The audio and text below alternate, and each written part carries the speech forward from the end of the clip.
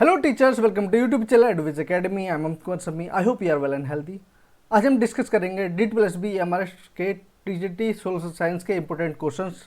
उसका पार्ट 2 है। ये पार्ट 1 में अपलोड कर चुका हूं, जिन्होंने नहीं देखा है वो देख सकते हैं। ठीक है, अगर आपको ये वीडियो अच्छी लगे तो प्लीज़ वीडियो को लाइक कीजिएगा, शेयर कीजिएगा, चैनल को सब्सक्राइब कर दीजिएगा। आप हमें सोशल मीडिया हैंडल पर ज्वाइन कर सकते हैं, इंस्टाग्राम पर, फेसबुक पर और टेलीग्राम पर। इस वीडियो की PPT का लिंक मैं आपको टेलीग्राम चैनल पर दे दूंगा, आपको मिल जाएगा। ठीक है, वहाँ से डाउनलोड कर दीजिएगा। क्वेश्चन नंबर देख लेते हैं। क्वेश्चन नंबर फर्स्ट है, नेपाल की संसद ने कौन सी बड़ी पार्टी बनाई? तो 7 पार्टी अलायंस, सप्तदलीय गठबंधन या SPA।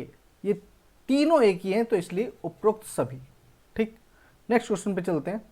सुप्रीम कोर्ट के जज को कैसे हटाया जा सकता है? तो इस संसद द्वारा महाभियोग के माध्यम से ही हटाया जा सकता है। Option B is correct. ठीक है, नेक्स्ट क्वेश्चन देख लेते हैं। यूनाइटेड किंगडम की जनसंख्या 2 प्रमुख संप्रदायों में विभाजित थी, वो कौन से? तो ऑप्शन सी, ईसाई और प्रोटेस्टेंट जो थे उनके लिए। ठीक है, क्वेश्चन नंबर 4 देख लेते हैं आपके। क्वेश्चन नंबर 4 है, 1979 में गठित दूसरे पिछड़ी जाति आयोग का गठन किसकी अध्यक्षता में हुआ था?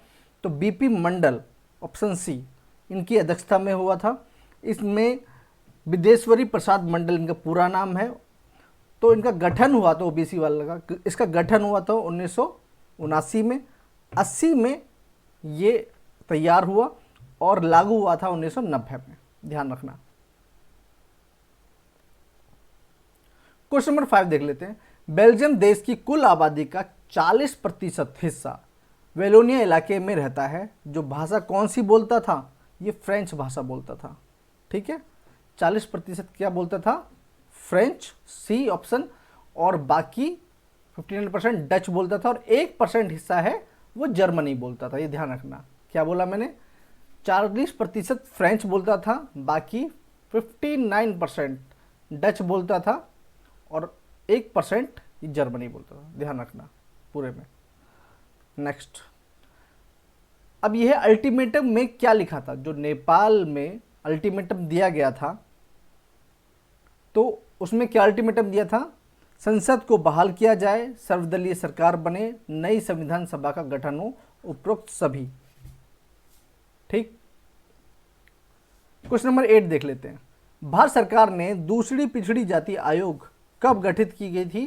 तो 1979 में गठित की थी, अभी बताया मैंने आपको। क्वेश्चन नंबर 9 देख लेते हैं। क्वेश्चन नंबर 9 है, निम्नांकित में से किस कारक के आधार पर भारतीय निर्वाचन व्यवस्था को लोकतांत्रिक कहा जाता है? ठीक है, क्वेश्चन नंबर 9 बताइए। तो ये है ऑप्शन नंबर डी। ठीक है, भारत में निर्वाचन व्यवस्था स्वतंत्र और निष्पक्षता की कसौटी पर खरी उतरती है हमेशा, इसलिए। ठीक है, क्वेश्चन नंबर 10, 1950 और 60 के दशक में फ्रेंच और कौन सी भाषा बोलने वालों के बीच टकराव हुआ? तो फ्रेंच और डच, मैंने अभी बताया, क्योंकि जर्मन जो है वो सिर्फ 1% लोग बोलते हैं, तो उनके बीच में तो हो नहीं सकता। तो जो बीच में जो विवाद था, जो टकराव था, वो फ्रेंच और डच के बीच में था।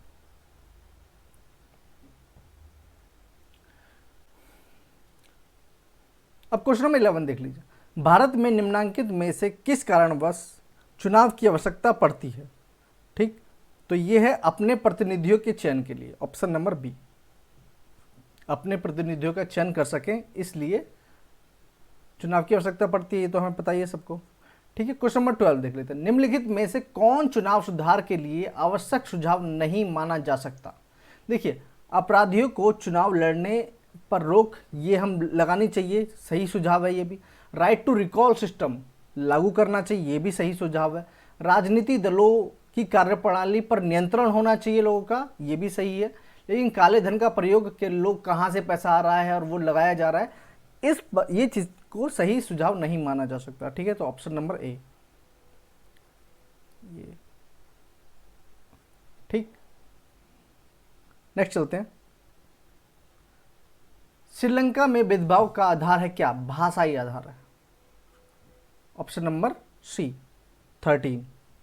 देखिए, इसमें क्या है, सिंगली और तमिल 2 भाषाएं हैं। ठीक है, इन दोनों के बीच में जो भाषा बोलते हैं, इन दोनों के बीच में काफ़ी विवाद रहता है।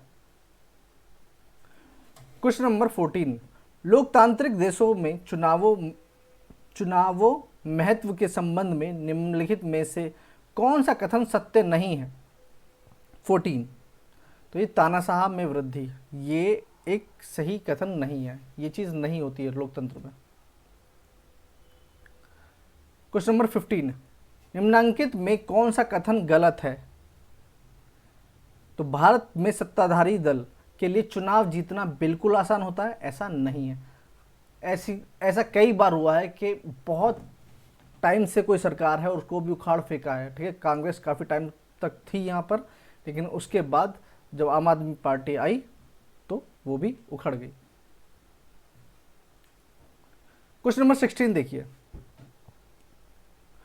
जो उम्मीदवार बिना पार्टी के चुनाव चिन्ह और बिना पार्टी के समर्थन के चुनाव लड़ता है उसे कहा जाता है, क्या कहा जाता है? उसको बोला जाता है निर्दलीय उम्मीदवार, ये आपको पता है ना।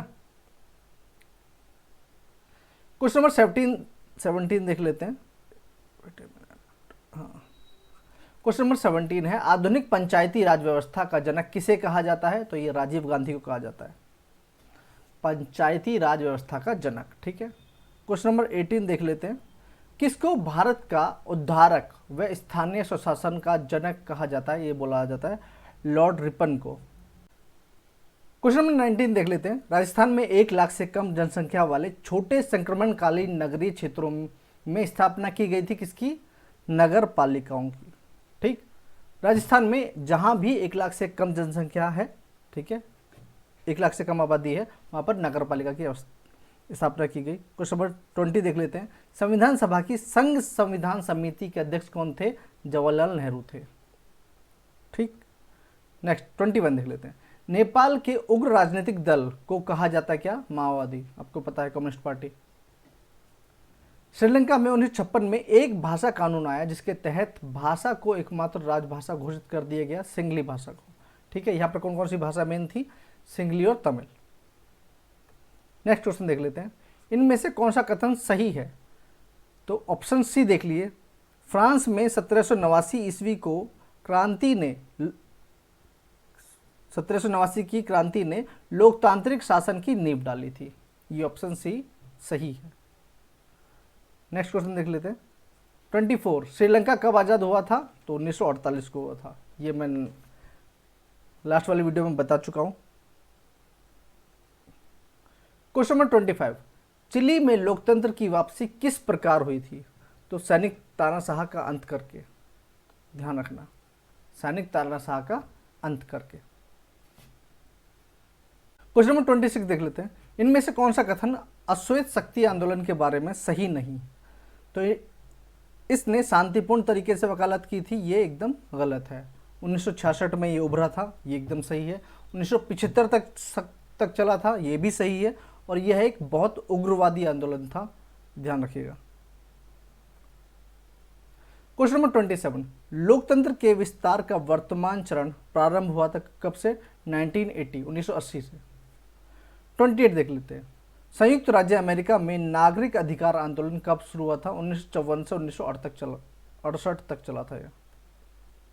क्वेश्चन नंबर 29, लोक वालेसा के संबंध में निम्नलिखित में से कौन सा कथन सही है? तो ये साम्यवादी सरकार के नेता थे, option A is correct. Question number 30, Lok Sabha के चुनाव संपूर्ण भारत में कितने निर्वाचन क्षेत्रों में बांटा है? ये 543, option C is correct. 2 question आपके लिए हैं। पहला, नेपाल में लोकतंत्र की वापसी कब हुई थी? सेकंड, ब्रिटेन में सरकार तथा राष्ट्रवादियों के बीच आयरलैंड का समझौता कब हुआ था? ये आंसर आप मुझे कमेंट सेक्शन में बताएंगे। बाकी मिलते हैं नेक्स्ट वीडियो में। अगर आपको ये वीडियो अच्छी लगी है तो प्लीज़ वीडियो को लाइक कीजिएगा, शेयर कीजिएगा, चैनल को सब्सक्राइब कीजिएगा। मिलते हैं नेक्स्ट वीडियो में। Thank you so much, take care all.